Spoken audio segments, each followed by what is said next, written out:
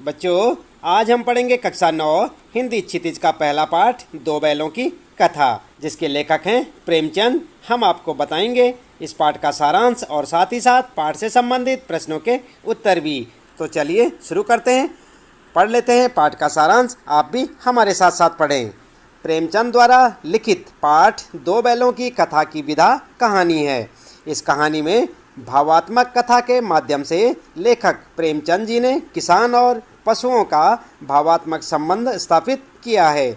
लेखक ने यहाँ बताया है कि स्वतंत्रता सबको प्रिय होती है और जब स्वतंत्रता सहज रूप से प्राप्त नहीं होती तो उसके लिए अनेक बार संघर्ष करना पड़ता है, अनेक तरह की यातनाएं झेलनी पड़ती हैं। निष्कर्ष रूप में यह कहानी स्वतंत्रता आंदोलन की भावना से जुड़ी हुई है। कथा के आरंभ में लेखक ने बताया है कि सभी जानवरों में गधे को सबसे बड़ा मूर्ख समझा जाता है। यदि किसी व्यक्ति को बेवकूफ़ कहना हो तो उसे गधा कहेंगे। दूसरे जानवर आवेशित यानी कि नाराज हो सकते हैं। गायें सींग मारती हैं। ब्याही हुई गाय तो अनायासी सिंहनी का रूप धारण कर लेती है। कुत्ता भी बहुत गरीब जानवर है, लेकिन कभी कभी उसे भी क्रोध आ ही जाता है, किंतु गधे को कभी क्रोध करते नहीं सुना न देखा। जितना चाहो गरीब को मारो, चाहे जैसी खराब सड़ी हुई घास सामने डाल दो, उसके चेहरे पर कभी असंतोष की छाया भी नहीं दिखाई देगी।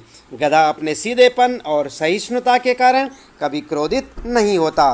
बैसाख के महीने को छोड़कर उसे कभी खुश नहीं देखा जा सकता। वह किसी भी परिस्थिति में नहीं बदलता। उसका स्वभाव ऋषि मुनियों जैसा है। इसी तरह विदेशों में हमारे देश के लोग अपनी दुर्दशा को सहन करते हुए जीवन आदर्श को नीचा करते हैं। यदि वे विरोध करते तो सभ्य कहलाने लगते। जापान एक ही वजह से पूरे संसार में जाना जाने लगा है। लेखक बताता है कि गधे का छोटा भाई बैल है, जो अपने अड़ियल स्वभाव के कारण गधे से नीचे है। आगे लेखक कहता है कि झूरी नामक किसान के पास हीरा और मोती नाम के दो सुंदर बलवान बैल थे। दोनों में गहरी दोस्ती थी और सभी तरह के काम साथ साथ ही करते थे। दोनों एक दूसरे पर विश्वास करते थे और एक दूसरे से मूक भाषा में बातें भी करते थे। एक बार झूरी का साला गया बैलों को अपने घर ले जाता है। बैलों को लगा कि उनको बेच दिया गया है। वे गया को पूरे रास्ते परेशान करते हैं। वे मन ही मन झूरी के विषय में सोच रहे थे। शाम के समय वे अपने स्थान पर पहुँचे। वहाँ उन्हें सब कुछ पराया लग रहा था। भूखे होते हुए भी उन्होंने कुछ नहीं खाया। रात के समय वे अपनी रस्सियाँ तोड़कर झूरी के घर वापस लौट आए। झूरी उन्हें देखकर बहुत खुश होता है, लेकिन झूरी की पत्नी उन्हें नमक हराम कहती है। झूरी कहता है कि उनको चारा दाना नहीं दिया गया होगा। ताव में आकर झूरी की पत्नी ने पशुओं की देखरेख करने वाले को कहा कि इन्हें केवल सूखा भूसा दिया जाए। वैसा ही किया गया। झूरी की भी बात नौकर नहीं मानता। अगले दिन झूरी का साला बैलों को फिर ले गया। घर जाकर उनको मोटी रस्सियों से बांधकर सूखा भूसा डाल दिया। दोनों बैलों ने नांद की तरफ देखा भी नहीं। दूसरे दिन गया ने बैलों को हल में जोता, लेकिन बैलों ने अपना एक भी पांव नहीं उठाया। गया ने जब हीरा की नाक पर डंडे मारे तो मोती को गुस्सा आ गया। वह हल लेकर भागा, जिससे हल जुआ जोत सब टूट गए। हीरा मोती को समझाता है कि भागना व्यर्थ है और अब की बार बहुत मार पड़ेगी। मोती उसे मज़ा सिखाने की बात कहता है तो हीरा उसे समझाता है कि यह हमारी जाति का धर्म नहीं है। गया उनके तेवर देखकर चुपचाप उन्हें पकड़कर ले गया और वही सूखा भूसा डाल दिया। कुछ समय बाद एक छोटी लड़की उनके मुंह में एक एक रोटी दे जाती है। उन्हें लगा कि यहाँ भी कोई सज्जन है। उस लड़की का पिता भैरव था। सौतेली माँ उसे बहुत मारती थी।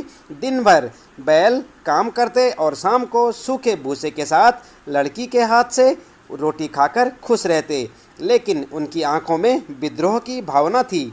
मोती एकाध को मारने की बात कहता तो हीरा उसे समझाकर शांत कर देता। फिर वह वहाँ से भागने की बात कहता है तो हीरा सहमत हो जाता है।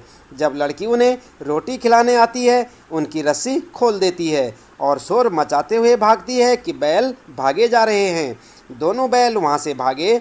भागते भागते वे रास्ता भूल गए और नए नए गांव देखकर खेत के किनारे खड़े होकर दोनों सोचने लगे कि अब क्या करना चाहिए।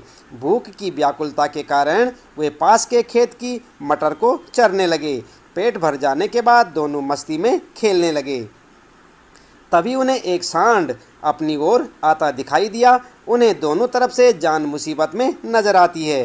वे वहां से भागना कायरता समझते हैं। वे दोनों योजना बनाते हैं कि एक आगे से और दूसरा पीछे से उस पर वार करेगा। ऐसा ही हुआ। सांड जख्मी होकर वहां से भाग खड़ा हुआ। दोनों ने उसका पीछा किया। भागते भागते सांड बेदम होकर गिर गया।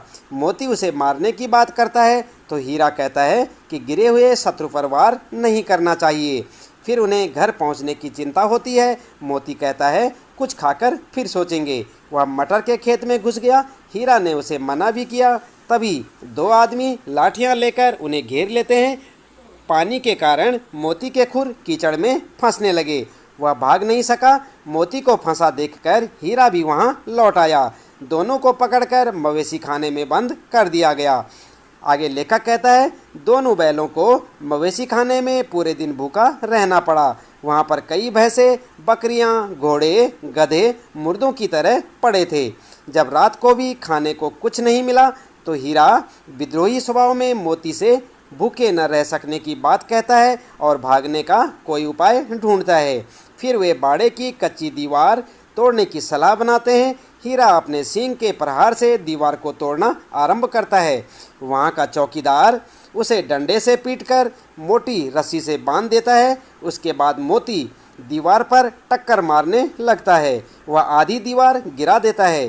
घोड़े, बकरियां, भैंसें तो वहाँ से चली गई किंतु गधे खड़े रह गए। हीरा द्वारा पूछने पर एक गधे ने कहा कि फिर पकड़ लिए गए तो हम यहीं पड़े रहेंगे। मोती अपने मित्र की रस्सी तोड़ना चाहता है किंतु तोड़ न सका। हीरा उसे वहाँ से जाने के लिए कहता है लेकिन मोती उसे छोड़कर नहीं जाता है। हीरा उसे कहता है कि तुम्हें मार पड़ेगी। तब मोती कहता है 9-10 प्राणियों की जान बचाई है, वे सब आशीर्वाद देंगे।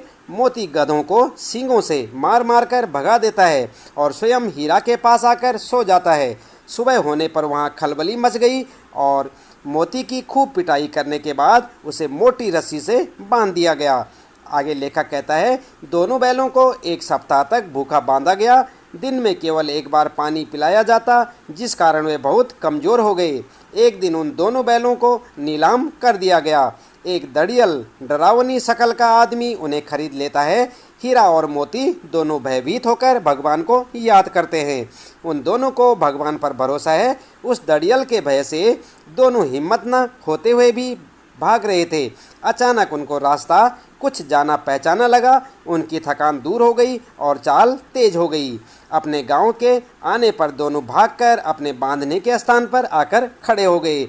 झूरी अपने बैलों को देखकर खुशी के मारे रोने लगता है। दड़ियल आकर बैलों की रस्सी पकड़ लेता है। झूरी उसे बैल नहीं ले जाने देता है।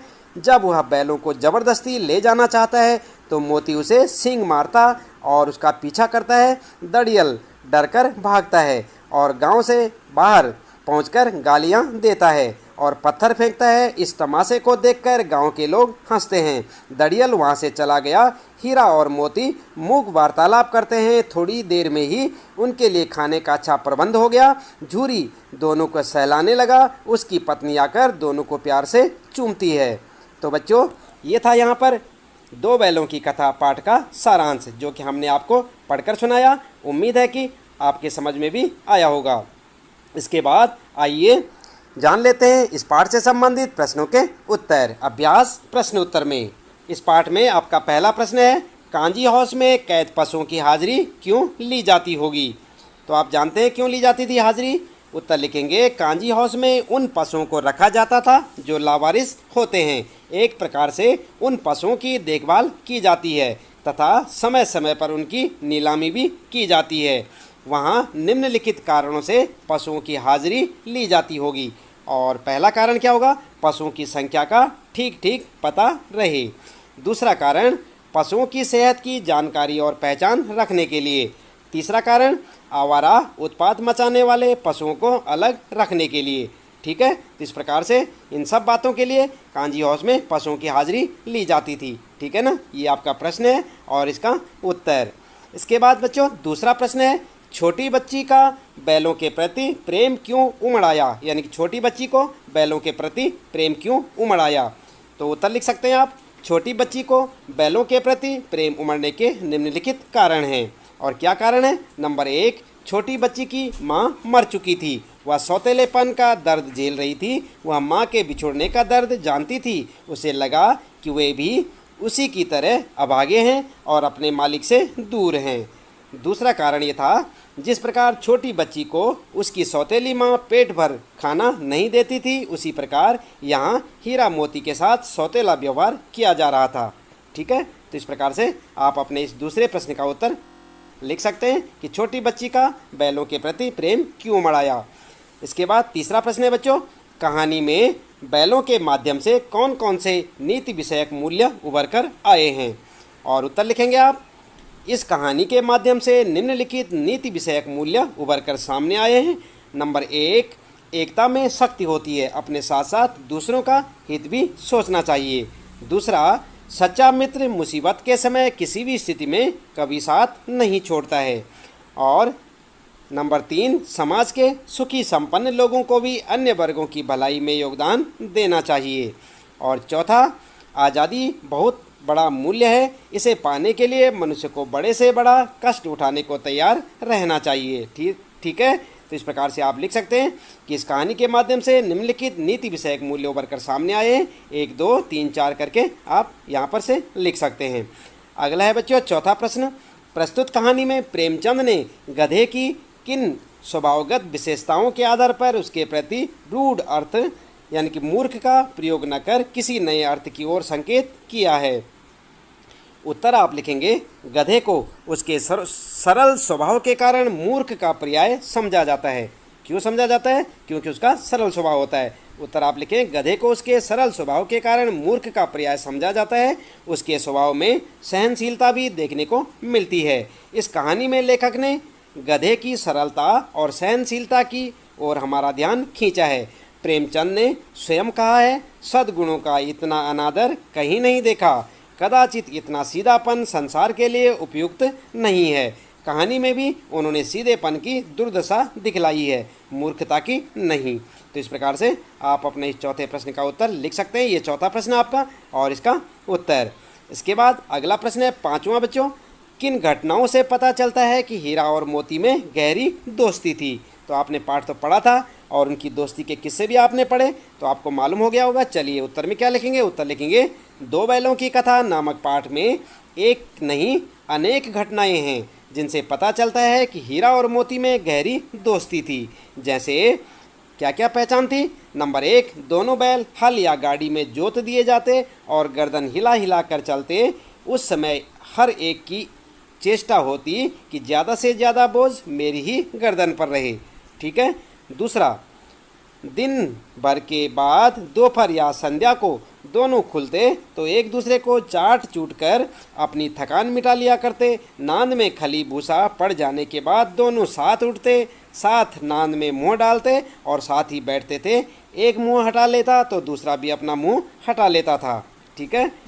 और तीसरा लिखेंगे, मटर खाते समय मोती के पकड़े जाने पर हीरा भी वापस आ गया और दोनों ही कांजी हाउस में बंदी बनाए गए। कांजी हाउस की दीवार टूट जाने पर वे दोनों एक साथ ही भागते हैं और दड़ियल का मुकाबला भी करते हैं। तो इनसे पता क्या चलता है, इन सारी बातों से मालूम होता है कि उनमें दोनों में काफ़ी गहरी दोस्ती थी। अगला प्रश्न है बच्चों, छठा प्रश्न है, लेकिन औरत जात पर सींग चलाना मना है, यह भूल जाते हो। हीरा के इस कथन के माध्यम से स्त्री के प्रति प्रेमचंद के दृष्टिकोण को स्पष्ट कीजिए। और उत्तर आप लिखेंगे, हीरा के इस कथन से यह ज्ञात होता है कि उस समय समाज में स्त्रियों की स्थिति अच्छी नहीं थी। समाज में स्त्रियों के साथ दुर्व्यवहार किया जाता था, उन्हें शारीरिक यातनाएं दी जाती थी, वे पुरुषों द्वारा शोषित होती थी। इसलिए समाज में ये नियम बनाए जाते थे कि उन्हें पुरुष समाज शारीरिक दंड ना दे। हीरा और मोती भले इंसानों के प्रतीक हैं, इसलिए उनके कथन सभ्य समाज पर लागू होते हैं। असभ्य समाज में स्त्रियों की प्रताड़ना होती रहती है। लेखक नारियों के सम्मान के पक्षधर थे, वे स्त्रियों तथा पुरुषों की समानता के पक्षधर थे। तो इस प्रकार से आप अपना उत्तर लिख सकते हैं। ये छठा प्रश्न है यहाँ पर, और इसका उत्तर आप यहाँ से देखकर लिखें, याद भी करें बच्चों साथ साथ। और सातवां प्रश्न है, किसान जीवन वाले समाज में पशु और मनुष्य के आपसी संबंधों को कहानी में किस तरह व्यक्त किया गया है। तो उत्तर क्या लिखेंगे? उत्तर आप इस प्रकार से लिखें, पशु आदिकाल से ही मनुष्यों के साथी रहे हैं। सभ्यता संस्कृति के विकास, मनुष्य और पशु एक दूसरे के पूरक हैं। किसान के लिए पशु तो वरदान के समान है। किसान हल चलाने, बोझ ढोने, पानी खींचने, सवारी करने के लिए पशुओं का प्रयोग करते हैं। झूरी हीरा और मोती को बच्चों की तरह स्नेह करता था, वह उन्हें अपनी आंखों से दूर नहीं करना चाहता था। इससे पता चलता है कि किसान अपने पशुओं से मानवीय व्यवहार करते हैं। किसान पशुओं को घर के सदस्य की भांति प्रेम करते हैं और पशु अपने स्वामी के लिए जी जान देने को तैयार रहते हैं। तो आप लिख सकते हैं ना, ये छठा प्रश्न है आपका। सातवां प्रश्न है बच्चों, और इसका उत्तर। अगला प्रश्न है आठवां आपका, इतना तो हो ही गया कि 9-10 प्राणियों की जान बच गई, वे सब तो आशीर्वाद देंगे। मोती के इस कथन के आलोक में उसकी विशेषताएं बताइए। ये आठवां प्रश्न आपका। तो उत्तर आप इस प्रकार से लिखें, मोती के उक्त कथन के आलोक में उसकी निम्नलिखित विशेषताएं प्रकट होती हैं। कौन कौन सी विशेषताएं? नंबर 1, मोती का स्वभाव उग्र होते हुए भी वह दयालु था। दूसरा, मोती सच्चा मित्र है, वह मुसीबत के वक्त अपने मित्र हीरा का साथ नहीं छोड़ता। तीसरी विशेषता, मोती परोपकारी और बुद्धिमान है, तभी तो वह कांजी हाउस में बंद जानवरों की जान बचाता है। और चौथी विशेषता, मोती साहसी है, वह हीरा की मदद से सांड को पराजित करता है। पांचवी विशेषता लिखेंगे बच्चों, मोती अत्याचार का विरोधी है, इसलिए कांजी हाउस की दीवार तोड़कर विरोध प्रकट किया था। ठीक है, किसने? मोती ने। तो यहाँ पर जो है आप लिख सकते हैं, यहाँ पर ये आठवां प्रश्न है आपका, और इसका उत्तर यहाँ से देख के लिखें। इसके बाद है अगला प्रश्न जो आता है 9वां, इसमें आशय स्पष्ट कीजिए।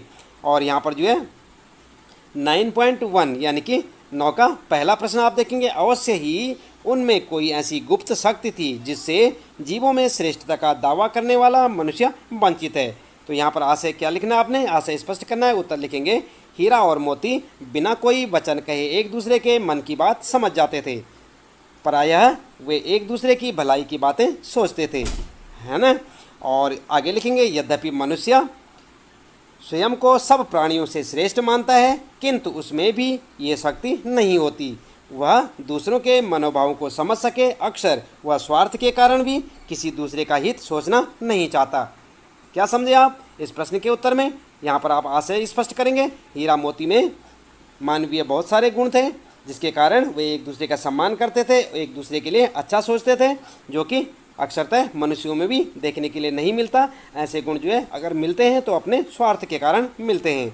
अगला है यहाँ पर 9.2 में, उस एक रोटी से उनकी भूख तो क्या शांत होती, पर दोनों के हृदय को मानो भोजन मिल गया।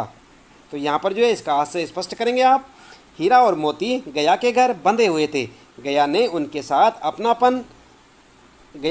साथ अपमानपूर्ण और सौतेला व्यवहार किया था, इसलिए वे क्षुब्ध थे। परंतु तभी एक नन्ही लड़की ने आकर उन्हें एक रोटी दी। यद्यपि उससे हीरा मोती की भूख कम नहीं हो सकती थी, तथापि उन्होंने बालिका के व्यवहार से प्रेम और अपनत्व का अनुभव कर लिया और प्रसन्न हो उठे, क्योंकि प्रेम ही आत्मा का भोजन है।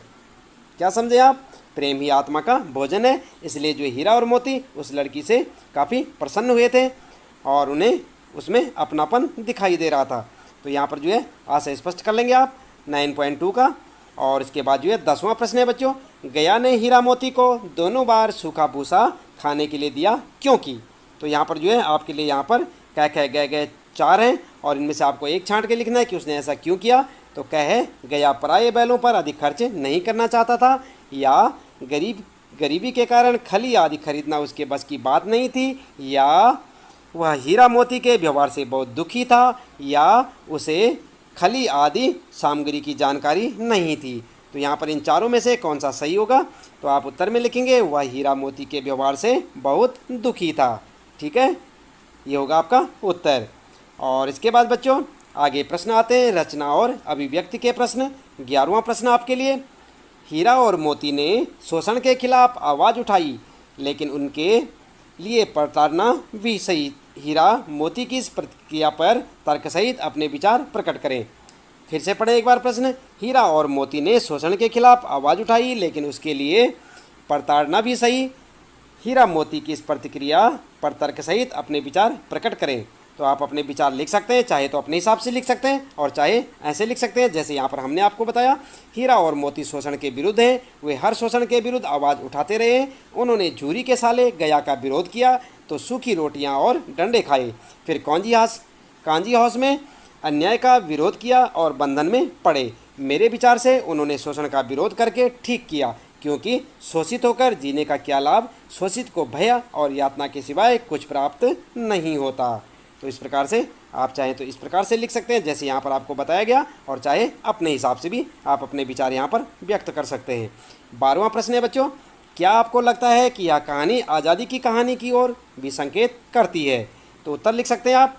यह कहानी अप्रत्यक्ष रूप से आज़ादी के आंदोलन से जुड़ी है। यह कहानी दो बैलों से संबंधित है। दोनों बैल संवेदनशील और क्रांतिकारी भारतीय हैं। दोनों मिलकर आज़ादी पाने के लिए संघर्षरत रहते हैं। ये अपने देश यानी कि झूरी के घर से बहुत प्रेम करते हैं। उन्हें दूसरे देश में यानी कि उसके साले के घर में रहना पसंद नहीं। स्वदेश जाने के लिए वे हर बाधा को डटकर सामना करते हैं। भूखे प्यासे रहना पड़ता है, कैद में रहना पड़ता है। ये हमारे क्रांतिकारियों के उस संघर्ष की याद दिला देते हैं जिसके परिणाम स्वरूप हमें आज़ादी मिली। आई बात समझ में? तो आप लिख सकते हैं ना 12वें प्रश्न का उत्तर एक क्रांतिकारियों के रूप में इन दो बैलों को माना गया है। आगे है बच्चों भाषा के अध्ययन के प्रश्न यहाँ पर, और भाषा अध्ययन में पहला प्रश्न यहाँ पर 13वां प्रश्न आप कह सकते हैं, बस इतना ही काफ़ी है।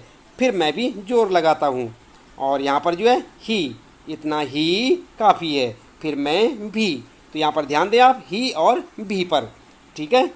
ही भी, फिर से पढ़े ही और भी, वाक्य में किसी बात पर जोर देने का काम कर रहे हैं। ऐसे शब्दों को निपात कहते हैं। क्या कहते हैं ऐसे शब्दों को? निपात। याद रखेंगे। कहानी में 5 ऐसे वाक्य छांटिए जिनमें निपात का प्रयोग हुआ हो। तो यहाँ पर जो है कहानी से सबसे पहले 5 वाक्य छांटेंगे आप ही निपात वाले। कैसे? ही वाले। तो यहाँ पर पहला होगा, एक ही विजय ने उसे संसार की सभ्य जातियों में गण्य बना दिया। तो यहाँ पर ही आ गया ना, तो ये क्या है? निपात। अवश्य। दूसरा है अवश्य ही, तो यहाँ पर ही है। उनमें कोई ऐसी गुप्त शक्ति थी जिससे जीवों में श्रेष्ठता का दावा करने वाला मनुष्य वंचित है। तो यहाँ पर जो है ही निपात है। और इसी प्रकार नान में खली भूसा पड़ जाने के बाद दोनों साथ ही बैठते, साथ ही नान में मुंह डालते और साथ ही बैठते थे। तो साथ ही उठते थे, बैठते थे। तो ये यहाँ पर क्या है? ये ही पे जोर दिया गया है, तो ये क्या है? ही निपात है। इसी प्रकार से चौथा लिखेंगे आप, एक मुँह हटा लेता तो दूसरा भी हटा लेता। तो यहाँ पर क्या है? भी। तो यहाँ पर ये भी क्या है? निपात है। 5वां है, अभी 4 ही ग्रास खाए थे, 2 आदमी लाठियाँ लेकर दौड़ पड़े और दोनों मित्रों को घेर लिया। तो यहाँ पर ही क्या? फिर ये ही निपात है। इसी प्रकार से अगला है भी निपात के लिए देखते हैं यहाँ पर, कुत्ता भी मतलब जोर देकर कहा गया। कुत्ता भी बहुत गरीब जानवर है, लेकिन कभी कभी उसे भी क्रोध आ जाता है, किंतु गधे को कभी क्रोध करते नहीं सुना। तो यहाँ पर क्या है? भी जो है निपात है। इसी प्रकार दूसरे में, उसके चेहरे पर एक अस्थाई विषाद अस्थाई रूप से छाया रहता, सुख दुख हानि लाभ किसी भी दशा में बदलते नहीं देखा। तो यहाँ पर किसी भी, तो भी पर जोर देकर कहा गया है, तो ये क्या है? निपात है। इसी प्रकार तीसरा देखेंगे, तीसरे वाक्य में 4 बातें सुनकर गम खा जाते हैं, फिर भी, तो भी क्या है? निपात है, बदनाम है। भी पर काफ़ी जोर दिया गया है। और चौथा है, गांव के इतिहास में यह घटना अभूतपूर्व न होने पर भी निपात है, महत्वपूर्ण थी। और 5वां है, झूरी इन्हें फूल की छड़ी से भी जोर देकर कहा गया, न छूता था। उसकी टिटकार पर दोनों उड़ने लगते थे, यहाँ मार पड़ी। तो यहाँ पर भी क्या है? निपात है। कि ऐसे जो है जहाँ पर जो है जोर देकर किसी बात को कहा जाता है, यहाँ पर क्या होता है? निपात। अगला प्रश्न है बच्चों 14वां है, रचना के आधार पर वाक्य के भेद बताइए तथा उपवाक्य छांटकर उसके भी भेद लिखिए। तो यहाँ पर जो है क्या है आपके लिए, दीवार का गिरना था कि अधमरे से पड़े हुए सभी जानवर चेत उठे। तो यहाँ पर उत्तर में आप लिखेंगे, उत्तर लिखेंगे आप मिश्र वाक्य, और मुख्य वाक्य लिखेंगे अधमरे से पड़े हुए सभी जानवर चेत उठे। ठीक है। और गौण उपवाक्य में क्या लिखेंगे, दीवार का गिरना था। आई बात समझ में। इसी प्रकार ख वाला है, सहसा एक दड़ियल आदमी जिसकी आंखें लाल थी और मुद्रा अत्यंत कठोर आया। ठीक है, तो यहाँ पर उत्तर में आप लिख देंगे मिश्र वाक्य। क्या लिखेंगे, मिश्र वाक्य। मुख्य उपवाक्य होगा इसमें सहसा एक दड़ियल आदमी आया, और गौण उपवाक्य होगा जिसकी आंखें लाल थी और मुद्रा अत्यंत कठोर। ठीक है, इसके बाद अगला है, हीरा ने कहा गया के घर से नाहक भागे। तो ये क्या है, मिश्र वाक्य है, और मुख्य उपवाक्य इसमें हीरा ने कहा, और गौण वाक्य है, गौण उपवाक्य गया के घर से नाहक भागे। इस प्रकार आप अपना उत्तर लिख सकते हैं। फिर है घ वाला, मैं बेचूंगा तो बिकेंगे। तो ये क्या है, मिश्र वाक्य है, और यहाँ पर जो है मुख्य उपवाक्य क्या है, तो बिकेंगे, और गौण उपवाक्य है, मैं बेचूंगा। आई बात समझ में। तो इस प्रकार से आप अपने उत्तर लिख सकते हैं। इसके बाद अगला है, अगर वह मुझे पकड़ता तो मैं बेमारे न छोड़ता। ये क्या है, मिश्र वाक्य है। उत्तर में आप लिखेंगे मिश्र वाक्य, और मुख्य उपवाक्य बताएंगे मैं बेमारे न छोड़ता, और गौण उपवाक्य अगर वह मुझे पकड़ता। आई बात समझ में। तो इस प्रकार आप लिख सकते हैं। अगला 15वां प्रश्न है बच्चों, कहानी में जगह जगह पर मुहावरों का प्रयोग हुआ है। कोई 5 मुहावरे छांटिए और उनका वाक्यों में प्रयोग कीजिए। तो यहाँ पर कहानी से आपने 5 मुहावरे छांटने। चलिए, पहला होगा हिम्मत हारना, यानी कि निराश होना। इस असफलता के बाद राहुल हिम्मत हार गया है। इस प्रकार आप अपना उत्तर लिख सकते हैं, पहला मुहावरा। दूसरा लिखेंगे टकटकी लगाना, यानी कि निरंतर देखना। वह दरवाजे पर टकटकी लगाए देखता रहा। आई बात समझ में। तीसरा मुहावरा लिख सकते हैं आप, जान से हाथ धोना, यानी कि मर जाना। यह काम बहुत खतरनाक है, थोड़ी भी गलती होने पर जान से हाथ धोना पड़ सकता है। और इसके बाद है अगला, ईंट का जवाब पत्थर से देना, यानी कड़ी प्रतिक्रिया देना। और वाक्य बना सकते हैं आप, युद्ध के मैदान में भारतीय सैनिकों ने दुश्मनों की ईंट का जवाब पत्थर से दिया। अगला 5वां लिख सकते हैं, दांतों पसीना आना, यानी कठिन परिश्रम करना। वाक्य लिखेंगे, इतना भारी सामान उठाने से राकेश के दांतों पसीने आ गए। प्रकार से आपके इस पाठ से संबंधित प्रश्नों के सारे उत्तर यहाँ पर समाप्त होते हैं बच्चों। उम्मीद है कि आपको पूरे पाठ का सारांश और प्रश्नोत्तर अच्छे से समझ आए होंगे। आप इन्हें अपनी नोटबुक में नोट कर सकते हैं, अपनी परीक्षा की तैयारियाँ कर सकते हैं, इन्हें अच्छे से याद करें।